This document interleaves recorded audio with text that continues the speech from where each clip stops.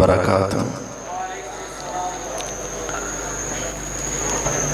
الحمد للہ الذی لم يتخذ ولدا ولم يكن له شريك في الملك ولم يكن له ولي من الذل وكبره تكبيرا۔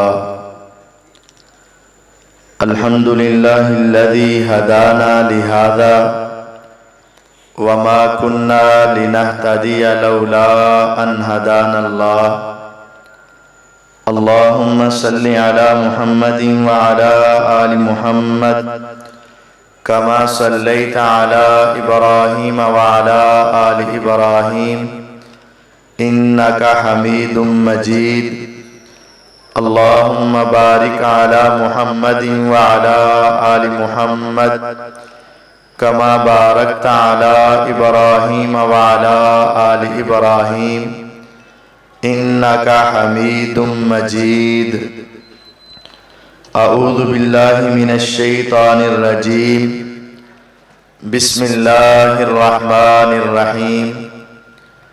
والسابقون الاولون من المہاجرین والانصار والذین اتبعوهم بإحسان رضی اللہ عنہم ورضوا عنہ وأعد لهم جنات تجری تحتها الأنہار خالدین فیہا ابدا ذالک الفوز العظیم۔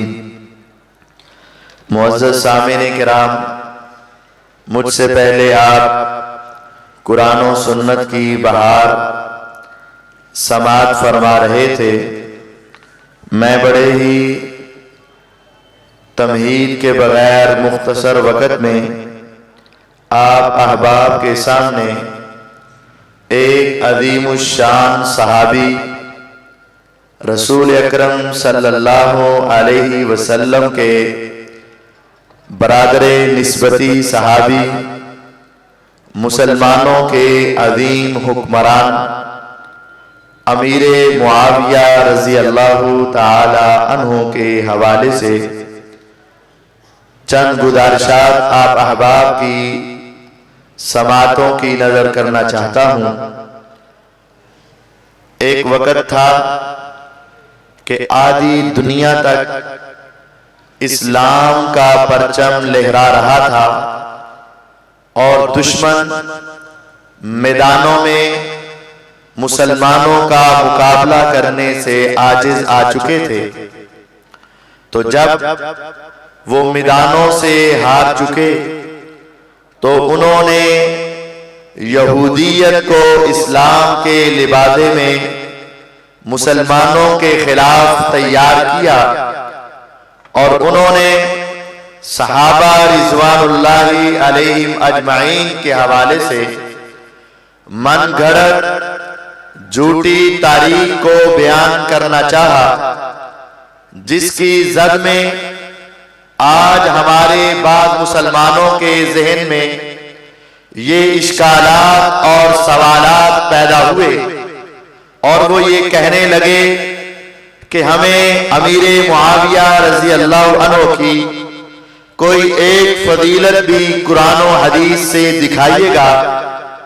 ابھی چند دن پہلے ہی ایک لڑکا نوجوان، ویسے تو دنیا کے اعتبار سے وہ اپنے آپ کو ڈاکٹر کہلواتا تھا اور اسی کا دوست جو دنیا کے اعتبار سے اپنے آپ کو انجینئر کہلواتا تھا، میری اس سے ملاقات ہوئی تو کہنے لگا کیا آپ ایک بھی فضیلت امیر معاویہ رضی اللہ عنہ کی قرآن و حدیث سے دکھا سکتے ہیں؟ میں نے کہا ایک نہیں، دو نہیں، جتنی فضیلتیں آپ مانگو گے ہم قرآن سے بھی دکھائیں گے، پیغمبر کے فرمان سے بھی دکھائیں گے۔ پھر میں نے سوچا اس کو تو دکھایا ہی دکھایا، آپ احباب کے سامنے امیر معاویہ رضی اللہ عنہ آسمان والے رب کی نظر میں ان کا مقام کیا ہے، پیغمبر علیہ السلام کے وہاں ان کا مقام کیا ہے، صحابہ کے ہاں ان کا مرتبہ کیا ہے، تابعین اور ائمہ و محدثین کے ہاں ان کی شان کیا ہے، ایک ایک دو دلائل آپ احباب کے سامنے رکھنا چاہتا ہوں۔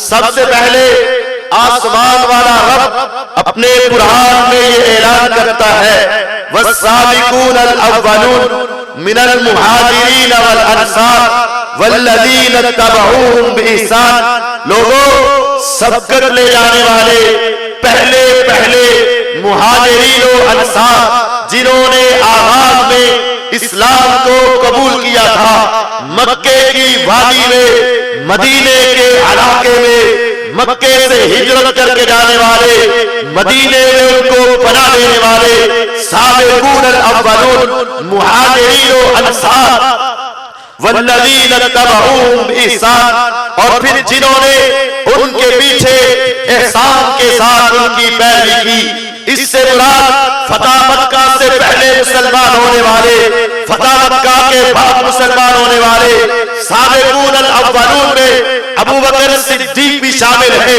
عمر فاروق بھی شامل ہے، عثمان غنی بھی شامل ہے، حیدر کرار بھی شامل ہے، اور والذین اتبعوہم بإحسان میں امیر معاویہ رضی اللہ عنہ بھی شامل ہے، اور ان کے والد گرامی سیدنا ابو سفیان رضی اللہ عنہ بھی شامل ہے۔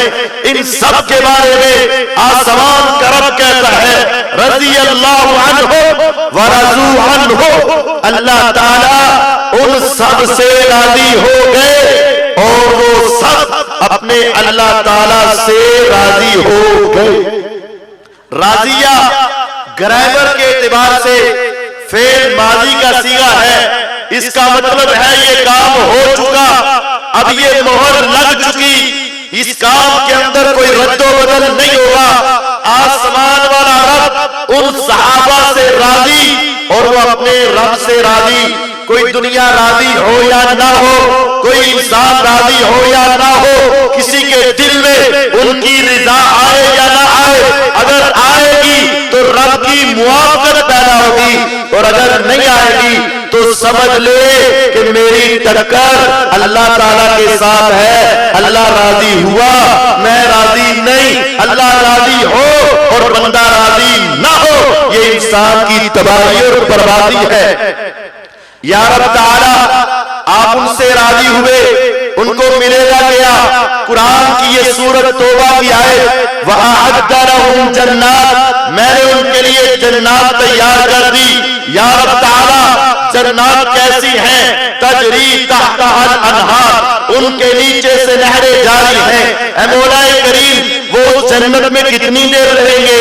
فرمایا خالدین فیہا، اس جنت میں ہمیشہ رہیں گے۔ یا رب العالمین ہمیشہ کا مطلب بعض اوقات لمبا زمانہ بھی ہوتا ہے، فرمایا نہیں آبادا، ہمیشہ کبھی اس جنت سے نہیں نکلیں گے۔ ذالک الفوز العظیم، یہ بہت بڑی کامیابی ہے۔ میرا رب ان سے راضی ہو چکا، وہ اپنے رب سے راضی ہو چکے، جنت تیار ہو چکی، وہ جنت میں ہمیشہ رہیں گے۔ ہمیشہ جنت میں رہنا ان کے مقدر کی بات ہے۔ جو ان سے راضی نہیں وہ رب سے راضی نہیں، جو ان سے راضی نہیں وہ روزے قیامت ان کے ساتھ نہیں، جو ان کے ساتھ نہیں وہ جنت میں نہیں جائے۔ ذالک الفوز العظیم، پھر فرمایا یہ سب سے بڑی کامیابی ہے، اس سے بڑی کامیابی کوئی اور ہے ہی نہیں۔ اللہ تعالیٰ ان سب سے راضی، اور اس میں ابو سفیان اور امیر معاویہ رضی اللہ عنہ ہیں، اور یہ آیت سورۃ توبہ کی آیت نمبر 100 ہے۔ میں یہ سمجھا ہوں میرے رب تعالیٰ نے سورۃ توبہ میں آیت نمبر 100 رکھی، بتانے کا مقصد یہ تھا ان کی پہلی زندگی کیسی بھی ہو، جب انہوں نے توبہ کر لی اللہ نے ان کی توبہ قبول کر لی، اب ان کے نمبر کتنے آئے؟ ان کے نمبر 100/100۔ ارے تجھے ترجمہ آئے یا نہ آئے، تجھے سمجھ آئے یا نہ آئے، تیرے ذہن میں یہ بات آئے یا نہ آئے، لیکن یہ بات طے ہے اللہ نے صحابہ کو 100/100 دیا ہے، اسی لیے ان کا تذکرہ بھی آیت نمبر 100 میں کیا ہے۔ آیت نمبر 100 میں اللہ تعالیٰ نے ان کو جنتی کا حدیث میں معاویہ رضی اللہ عنہ کی روایت جامع ترمذی میں، سنن نسائی میں اور یہ مسند احمد میں، صحیح مسلم میں موجود ہے۔ معاویہ رضی اللہ عنہ کہتے ہیں ہم جب ایک مسجد میں بیٹھے، جلسنا نذکر اللہ، ہم اللہ کا ذکر کر رہے تھے، اللہ تعالیٰ کو یاد کر رہے تھے، میرے آقا نے مسجد میں نماز پڑھائی، نماز پڑھ کے اپنے گھر میں گئے، تھوڑی دیر کے بعد میرے پیغمبر علیہ السلام آئے، ذرا چلنے کا انداز تیز تھا، تیز تیز چلتے ہوئے آئے اور راستے میں اپنی چادر کو سنبھالتے ہوئے آئے۔ مطلب یہ تھا آپ فوراً سے پہلے اٹھے، تیزی سے مسجد کی طرف آئے، راستے میں چادر کو سنبھالا اور آپ نے ہمیں آ کر پوچھا ارے تم یہاں بیٹھ کر کیا کر رہے ہو؟ ہم نے کہا جلسنا نذکر اللہ ونحمدہ علی ما ہدانا للاسلام، ہم یہاں بیٹھے ہیں، ہم اللہ کا ذکر کر رہے ہیں، اللہ کا شکر کر رہے ہیں، اللہ کی تعریف کر رہے ہیں۔ میرے آقا نے مجھے قسم اٹھا کر کہا اللہ ما اجلسکم الا ذلک، میرے صحابہ ذرا قسم اٹھا کے بتاؤ، اللہ کی قسم اٹھا کے بتاؤ کیا تم یہی کام کر رہے ہو؟ ہم نے کہا اللہ ما اجلسنا غیرہ، ہاں اللہ کی قسم ہم یہی اللہ کی تعریف، اللہ کا ذکر، اللہ کی شان، اللہ کا مقام بیان کر رہے ہیں۔ آپ نے کہا میرے صحابہ مجھے تمہارے اوپر بے اعتباری تو کوئی نہیں تھی، بات اصل میں یہ تھی میں اپنے گھر میں موجود تھا، آسمان سے جبریل علیہ السلام آئے، آ کر ایک ٹائٹل دیا، آ کر ایک انعام دیا، آ کر ایک تحفہ دیا، آ کر ایک مقام دیا اور مجھے کہا مسجد میں جا کر ان صحابہ کو یہ بتا دو، ابھی میں تحقیق کرنا چاہتا تھا یہ مقام کن کو ملے گا۔ میرے صحابہ اگر تم یہاں بیٹھ کر اپنے اللہ کا ذکر کر رہے تھے تو سن لو، ایک محفل تمہاری، ایک محفل میرے رب کی، تمہاری محفل زمین پہ، اس کی محفل عرش پہ، تمہاری محفل مسجد نبوی میں، اس کی محفل رب العالمین کی عرش بری پہ۔ فرمایا جس طرح تم دنیا میں بیٹھ کے اللہ کا ذکر کر رہے تھے، آسمان والا رب بھی فرشتوں کو جمع کر کے تمہارا ذکر کر رہا تھا۔ ان اللہ یباہی بکم الملائکہ، تم بیٹھے زمین میں تھے، آسمان والا اللہ فرشتوں کے سامنے تمہارے اوپر فخر کر رہا تھا۔ جس گروہ پر، جس جماعت پر، جس گروہ کے اوپر میرے اللہ فخر کر رہے ہیں، اس گروہ کے ایک انسان کا نام امیر معاویہ رضی اللہ عنہ ہے۔ کوئی کہنے والا کہے گا قاری صاحب ان آیتوں میں امیر معاویہ کا نام تو نہیں آیا، پوری اجتماعی طور پر آئی ہے، تو آئیے سنیے امیر معاویہ رضی اللہ کا نام لے کر میرے آقا نے ان کی شان بیان کی، میرے آقا نے اللہ سے دعائیں کی۔ آج آپ علماء سے دعا کرواتے ہو، ولیوں سے دعا کرواتے ہو، بزرگوں سے دعا کرواتے ہو، اور ہر انسان یہ چاہتا ہے کاش میرے حق میں پیغمبر کی دعا آ جائے۔ امیر معاویہ رضی اللہ عنہ ایسی ہستی ہے، میرے آقا نے نام لے کر کہا اٹھاؤ پیغمبر علیہ السلام کی حدیث جامع ترمذی سے اٹھاؤ، الشریعہ امام آجری کی وہاں سے اٹھاؤ۔ میرے آقا نے کہا اللہم علم معاویہ الکتاب والحساب وقہ العذاب۔ ایک موقع پر میرے آقا نے ان کے لیے تین دعائیں کی، اللہ معاویہ کو کتاب کا علم دے دے، قرآن کا علم دے دے، قرآن کی تفسیر سکھا دے، جس طرح وہ قرآن کا کاتب ہے، کاتب وحی ہے، اسی طرح اس کو قرآن کا فہم بھی دے دے۔ دوسری دعا یہ کی والحساب، مولا اس کو حساب سکھا دے، وراثت کا علم دے دے، وقہ العذاب، اللہ اگر معاویہ سے کوئی غلطیاں ہو جائیں میں محمد صلی اللہ علیہ وسلم تجھ سے دعا کرتا ہوں تو اسے قیامت کے روز عذاب سے بچا لینا۔ یہ حدیث ہے، میرے نبی کریم صلی اللہ علیہ وسلم نے دعا کی نام لے کر، اے اللہ ان کو حساب سکھا دے، کتاب سکھا دے، عذاب سے بچا لے۔ دوسری حدیث کے اندر میرے پیغمبر علیہ الصلوۃ والسلام نے ان کے بارے میں فرمایا اللہم اجعلہ ہادیا مہدیا واہدہ وعدے بہی 4 دعائیں کی، پہلی حدیث میں 3 دعائیں، اس حدیث میں 4 دعائیں۔ اللہ معاویہ کو ہادی بنا دے، مہدی بنا دے، اس کی وجہ سے دنیا کو ہدایت دے دے، اس کو ہدایت یافتہ بنا دے۔ اس کا مطلب یہ تھا اللہ اس کی صحت کو، اس کی سیرت کو، اس کی سنت کو، اس کے عمل کو، اس کی عدالت کو، اس کی حکومت کو، اس کی ملوکیت کو ایسا بنا دے کہ یہ دنیا کے لیے ہدایت کا ذریعہ بن جائے، یہ خود بھی ہدایت والا ہو اور اس کی وجہ سے دنیا کو ہدایت نظر آنی شروع ہو جائے۔ اللہ امیر معاویہ کو ہادی اور مہدی بنا دے۔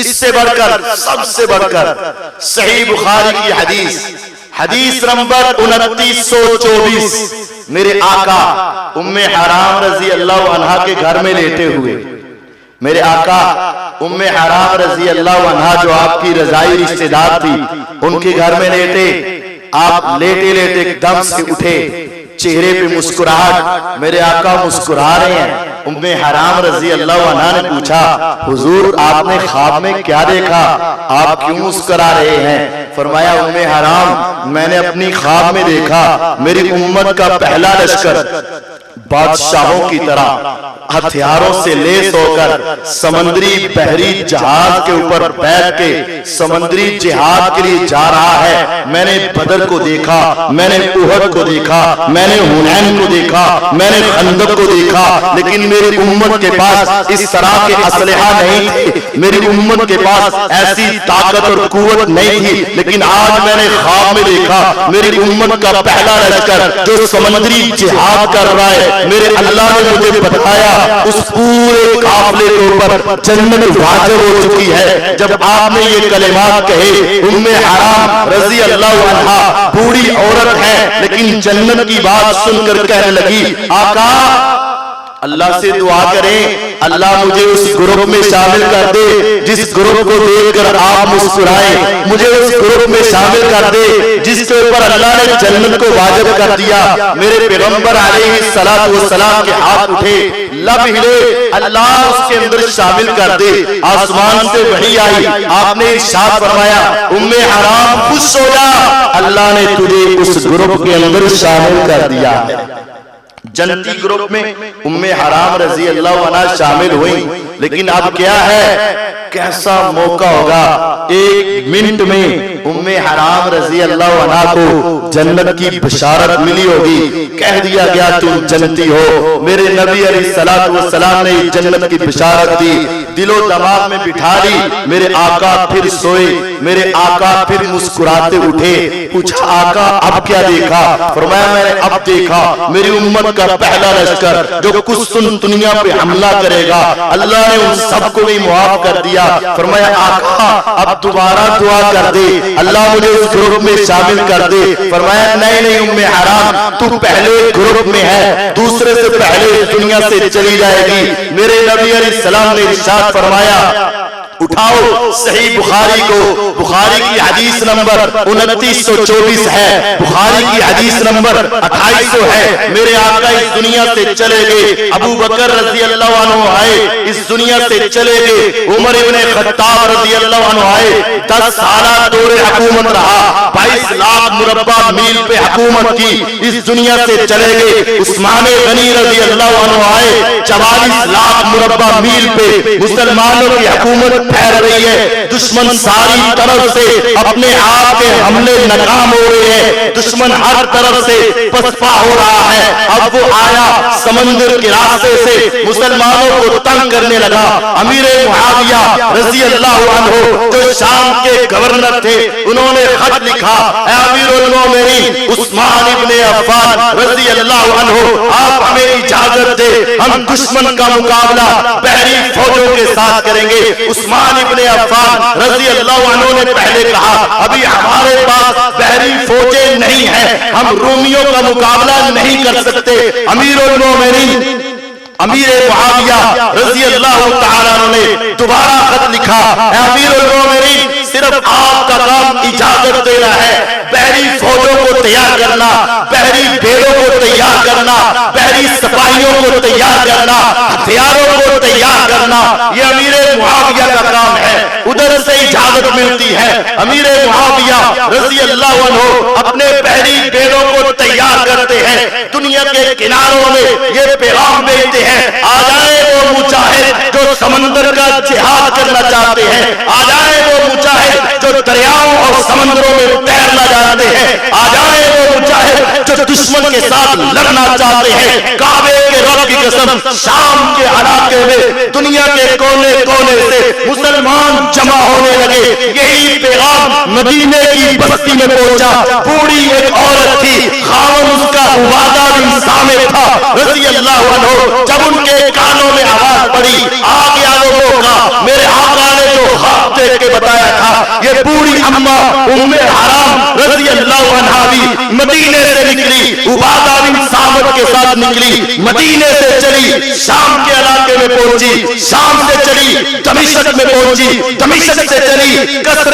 خلافت کے اندر پہنچی، وہاں گئی امیر المومنین کے سامنے، بیٹا میں بھی سمندری جہاد میں جانا چاہتی ہوں۔ اماں یہ تو سمندری جہاد بڑا ٹف جہاد ہے، بڑا مشکل جہاد ہے، ہو سکتا ہے سمندر میں کودنا پڑے، ہو سکتا ہے دشمن میں جھپٹنا پڑے، ہو سکتا ہے سمندر کی موجیں ہمیں تھپیڑے مار کے دور دراز کے علاقے میں لے جائے۔ کہا بیٹا تمہیں یاد نہیں ہے، تمہیں پتا نہیں ہے، تو مجھے کیسے روک سکتا ہے، تجھے علم نہیں ہے۔ میرے آقا میرے گھر میں سوئے تھے، میرے آقا مسکراتے ہوئے اٹھے تھے، میرے آقا نے جب مسکرایا میں نے آپ سے پوچھا تھا آقا کیوں مسکرائے؟ میرے آقا نے کہا تھا اماں میں نے اپنی امت کا پہلا لشکر جو جہاد کرتا ہوا سمندر میں اترتا ہوا دیکھا ہے، میں نے دعا کی تھی اے پیغمبر علیہ السلام آسمان والے سے کہہ دو اللہ مجھے اس میں شامل کر دے۔ میرے آقا نے مجھے بشارت دی ہے تو ان میں شامل ہے۔ امیر معاویہ رضی اللہ عنہ آپ مجھے وہاں سے کیسے روک سکتے ہیں؟ جب امیر معاویہ رضی اللہ عنہ نے اماں کی زبان سے اس حدیث کو سنا، خوشی کے مارے جھوم اٹھے، کہا اماں تیرا تو نام سب سے پہلے ہوگا۔ اٹھائیے صحیح بخاری کو حدیث نمبر 28 میرے آقا کا یہ صحابی امیر معاویہ رضی اللہ عنہ اس لشکر کا سپاہ سالار تھا جس لشکر کی قیادت میں مسلمانوں کا پہلا لشکر سمندری جہاد میں گیا تھا، جس کو دیکھ کر میرے آقا مسکرائے تھے اور جن کے لیے میرے آقا نے جنت کو واجب قرار دیا تھا۔ اس لشکر کا سپاہ سالار کون تھا؟ اس لشکر کے سپاہ سالار کا نام امیر معاویہ رضی اللہ عنہ تھا۔ جب یہ روایت واضح ہے میرے آقا نے ان کو جنت کی ضمانت دی۔ آسمان والا آسمانوں پہ بیٹھ کے ان پہ فخر کرے، میرے آقا خوابوں میں دیکھ کے ان پہ فخر کرے، میرے آقا اٹھے تو مسکرائے، میرے آقا ان کو جنت کی ضمانت دے، اس کا نام امیر معاویہ رضی اللہ عنہ۔ صحابہ اہل بیت، آج اہل بیت کی محبت کا دعویٰ کرنے والے، آج اہل بیت کی آڑ میں صحابہ کی توہین کرنے والے، آؤ سنو اہل بیت کے فرزند سے سنو۔ عبداللہ ابن عباس رضی اللہ عنہ، عباس میرے آقا کے چچا ہیں، عبداللہ آپ کے کزن ہیں، چچا کے بیٹے ہیں۔ میرے آقا ایک مرتبہ قضائے حاجت کے لیے گئے، جب قضائے حاجت کر کے باہر نکلے، باہر پانی تھا جس میں آپ کے وضو کا پانی تھا۔ میرے آقا نے دیکھا تو پوچھا یہ کس نے رکھا ہے؟ کہا یہ چھوٹی سی عمر والے 6 یا 7 سال کے لڑکے عبداللہ بن عباس رضی اللہ عنہ نے رکھا ہے۔ میرے آقا نے دیکھا اتنا عقل مند بیٹا، اتنا سمجھدار بیٹا، 6 سال کی عمر میں اسے پتا ہے کہ بڑوں کی خدمت کرتے ہیں۔ آپ نے اللہ سے دعا کی اللہم علمہ الکتاب وفقہہ فی الدین، اللہ عبداللہ کو کتاب کا علم دے دے، دین کی سمجھ دے دے۔ پورے مدینے میں سب سے بڑے قرآن کے مفسر، پورے مدینے میں سب سے بڑے قرآن کے مفسر کا نام عبداللہ ابن عباس رضی اللہ عنہ تھا۔ آئیے ان سے پوچھئے امیر معاویہ تمہاری نظر میں کیا ہے؟ آج دنیا کے ان پڑھ، دنیا کے اجڑ، دنیا کے بدماش، دنیا کے گنڈے، دنیا کے ایسے صحابہ کے دشمن نہ مانے تو امیر معاویہ رضی اللہ عنہ نہ مانے، لیکن ماننا ہے تو پوچھو اسے جو مدینے کا سب سے بڑا مفسر قرآن ہے، پوچھو اسے جو امداد ہے, پوچھو اس سے جو پیغمبر علیہ السلام کے رشتہ دار ہیں, پوچھو اس سے جو پیغمبر کے اہل بیت ہیں. اٹھاؤ مصنف ابن ابی شیبہ. عبداللہ ابن عباس رضی اللہ عنہ بڑے مفسر کہتے ہیں واللہ ما رأیت رجلا اعلم من معاویہ. لوگوں اللہ کی قسم عبداللہ کی آنکھوں نے صحابہ کے اندر معاویہ سے بڑھ کر بڑا عالم دیکھا ہی نہیں ہے. صحابہ میں ابن عباس رضی اللہ کے نزدیک سب سے بڑے عالم کا نام امیر معاویہ رضی اللہ عنہ ہے. اور پھر وہ یہی کہتے تھے ما رأیت رجلا کان اخلق للملک من معاویہ. آج ان کی خلافت کو ملوکیت کا نام دے کر ان کے بارے میں تبرہ کرنے والے پوچھے عبداللہ بن عباس رضی اللہ عنہ سے کیا کہتے ہیں. کہتے لوگوں میری زندگی میں معاویہ سے بڑھ کر حکومت کا حقدار آئی کوئی نہیں. ما رأیت رجلا کان اخلق للملک من معاویہ. میں نے اپنی زندگی میں امیر معاویہ رضی اللہ عنہ سے بڑا خلافت کا حقدار دیکھا کوئی نہیں. تیسرے صحابی عبداللہ ابن عمر رضی اللہ تعالی عنہ. عبداللہ بن عمر میرے آقا کے عظیم صحابی ہیں. جب ان سے پوچھا گیا بتاؤ تم نے اپنی زندگی میں سب سے بڑا سخی کسے دیکھا ہے, انہوں نے کہا ما رأیت رجلا اسود من معاویہ. میں نے معاویہ رضی اللہ عنہ سے بڑا سخی کوئی نہیں دیکھا. انہوں نے کہا ولا ابوکا, کیا تیرے والد امیر المومنین خلیفہ ثانی سسر رسول مراد رسول صلی اللہ علیہ وسلم حضرت عمر بھی ان سے بڑے سخی نہیں تھے؟ بیٹے نے کہا اللہ کی قسم میرے باپ کا مقام, میرے باپ کی شان, میرے باپ کا مرتبہ, میرے باپ کی عزت معاویہ سے بہت بلند ہے, لیکن جب بات صحابت کی آئے گی حق کہوں گا اللہ کی قسم میں نے اپنی زندگی میں معاویہ سے بڑھ کر سخی کوئی نہیں دیکھا, حتیٰ کہ معاویہ میرے والد سے بڑھ کر سخی تھے. کس کی بات کرتے ہو؟ صحابہ سے پوچھو امیر معاویہ رضی اللہ کا نام کیا ہے؟ امی عائشہ صدیقہ طاہرہ مطہرہ رضی اللہ عنہا. میرے آقا گھر میں بیٹھے, دروازہ کھٹکا, آپ نے فرمایا عائشہ جبریل آئے ہیں. فرمایا آقا آنے دے, میرے رب کا کیا پیغام آیا؟ کہا عائشہ جبریل آئے, اے پیغمبر علیہ السلام میرے رب کا پیغام سنائیں. عائشہ ماننے کے لیے تیار. فرمایا آج کوئی عمل کرنے والی بات نہیں آئی. آقا پھر جبریل کیا کہتے ہیں؟ فرمایا عائشہ تیری عدالت کو دیکھ کے, تیری امانت کو دیکھ کے, تیری صداقت کو دیکھ کے, تیری عبادت کو دیکھ کے, تیری ریاضت کو دیکھ کے, تیرے مقام و مرتبے کو دیکھ کے آسمان والے رب نے کہا جبریل دنیا میں جاؤ, جا کے پیغمبر علیہ السلام سے کہو عائشہ سے کہہ دو عائشہ تیرا رب تجھے سلام کہتا ہے. عائشہ رضی اللہ عنہا ایسی ہستی ہیں جن کو میرے اللہ سلام دیتے ہیں. فرمایا صرف اللہ تعالیٰ کا سلام نہیں, فرشتوں کے سردار جبریل علیہ السلام بھی آپ کو سلام کہتے ہیں. میرے آقا سے پوچھا گیا آقا روئے زمین پر آپ کو سب سے زیادہ پیار کس سے ہے؟ آپ نے فرمایا مجھے عائشہ سے پیار ہے, مجھے عائشہ سے پیار ہے. امی عائشہ رضی اللہ عنہا سے پوچھو امیر معاویہ کون ہے؟ انہوں نے صحیح سند کے ساتھ یہ کلمات کہے لوگوں میں نے فتنوں کے دور میں امیر معاویہ کی وہ فہم و فراست کو دیکھا, وہ اس کے فیصلوں کو دیکھا. میں نے اپنے اللہ سے دعا کی اللہ اگر یہ ممکن ہے کاش امی عائشہ کی عمر معاویہ کو لگ جائے تاکہ معاویہ اسلام کا پھلیرا اور پھیلا دے, امی عائشہ کی عمر بھی معاویہ کو لگ جائے. آپ ذرا امان سے بتائیے گا, ایمان سے بتائیے گا, کیا آپ اپنی عمر کسی برے آدمی کے نام پہ وقف کر سکتے ہیں؟ نہیں نہیں, کبھی کبھی ایسا ہوتا ہے, دنیا میں ایسا عالم آتا ہے, دنیا میں ایسا لیڈر آتا ہے, دنیا میں ایسا انسان آتا ہے جس کی عدالت سے, جس کی صداقت سے, جس کی ولایت سے, جس کی عبادت سے, جس کے عمل سے آپ اتنے خوش ہوتے ہیں, کہتے ہیں کاش کاش میری عمر بھی اس کو لگ جائے تاکہ دین اور پھیل جائے۔ روئے زمین کی عظیم ہستی امی عائشہ کہتی ہیں کاش کہ میری عمر بھی امیر معاویہ کو لگ جائے رضی اللہ تعالیٰ عنہ۔ اس سے بڑھ کر اور مقام کیا ہوگا؟ اور آئیے آج لوگ صحابہ کے حوالے سے امام احمد بن حنبل رحمہ اللہ کی بات کرتے ہیں، تابعین کی بات کرتے ہیں، تو میں دو تابعین کا تذکرہ بھی آپ کے سامنے کر دیتا ہوں۔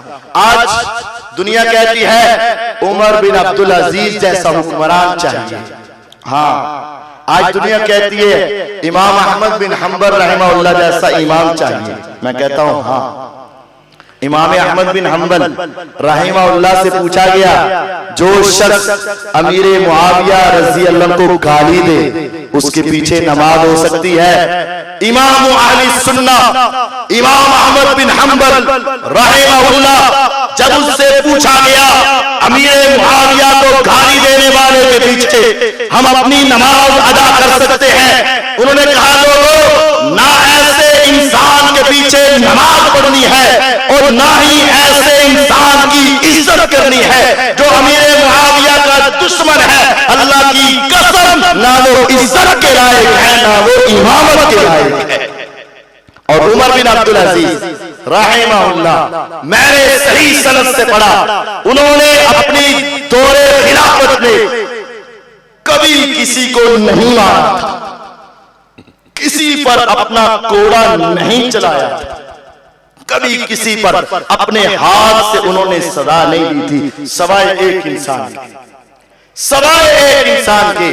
ان کے پاس اس آدمی کو لایا گیا جو یہ کہتا تھا عمر بن عبدالعزیز معاویہ سے افضل ہے، صرف اتنا کہنے والا جو عمر بن عبدالعزیز کو امیر معاویہ سے افضل کہتا تھا، امیر معاویہ کی عزت میں کمی کرتا تھا، کہا اس کو زمین پہ لٹا دو، اس کی پشت پہ میں کوڑے لگاؤں گا۔ عمر بن عبدالعزیز رحمہ اللہ نے 10 کوڑے اس کی پشت پہ لگا کے ہمیں یہ کہہ دیا لوگوں عمر بن عبدالعزیز جیسے 600 عمر بن عبدالعزیز بھی ہو ایک امیر معاویہ کا مقابلہ نہیں کر سکتے ہیں۔ امیر معاویہ میرے پیغمبر علیہ السلام کے صحابی، ان کا صحابی ہونا ہی کافی۔ آخری حدیث کو سنیے گا، میرے پیغمبر علیہ السلام کے صحابی ہونا اور امیر معاویہ کا اس روایت کا مصداق ہونا اس کام کے لیے کافی ہے۔ میرے پیغمبر علیہ السلام کے ساتھ جس انسان نے مل کر جہاد کیا، جہاد کے راستے میں چلا، وہاں کوڑے توڑے، ان کی خاک اڑی اور ان کی خاک ان کے چہرے پہ پڑی، ان کے ہاتھوں پہ پڑی، ان کے پاؤں پہ پڑی۔ حضرت سعید بن زید رضی اللہ عنہ فرماتے ہیں لوگوں اللہ کی قسم ایک انسان جو میرے آقا کے ساتھ جہاد میں گیا، اس جہاد کے دوران وہ خاک اڑی اور وہ خاک کی وجہ سے اس کے چہرے پر، اس کے ہاتھ پہ، اس کے پاؤں پہ گرد آ گئی۔ اللہ کی قسم ایک صحابی نبی سے جہاد کرنے والا ایک طرف ہو اور دوسرے تابعین ایک طرف ہو اور ایک تابعی کو نوح علیہ السلام کی عمر دے دی جائے، 950 سال تک عبادت کرتا رہے، اس کے 950 سال کی عبادت ایک طرف اور صحابی کا ایک جہاد کرنا ایک طرف۔ جب 950 سال کی عبادت صحابی کے جہاد کا مقابلہ نہیں کر سکتی، امیر المومنین امیر معاویہ رضی اللہ عنہ میرے نبی علیہ السلام کے صحابی ہیں، غزوہ حنین میں آپ کے ساتھ گئے، ان کا جہاد کرنا نبی پاک کے ساتھ، وہ نبی علیہ السلام کے رشتہ دار، وہ میرے پیغمبر علیہ السلام کے ساتھی، ان کو دیکھ کر آسمان والا رب فخر کرتا ہے، میرے آقا مسکراتے ہیں، نام لے کر دعائیں کرتے ہیں، صحابہ کو سب سے بڑا عالم کہتے ہیں اور صحابہ کہتے ہیں ہم نے اس جیسا دنیا میں کوئی نہیں دیکھا۔ اس کے باوجود اگر کوئی انسان ان کی شان میں گستاخی کرتا ہے، وہ روز قیامت اللہ تعالیٰ کے سامنے بھی اللہ سے دشمنی کرے گا، میرے آقا کے پاس آ کر آقا کا دشمن بن کے کھڑا ہوگا، صحابہ کے سامنے آ کے صحابہ کا دشمن کھڑا ہوگا، اور جو ان تینوں کا دشمن ہوگا وہ ان کے ساتھ سیدھے راستے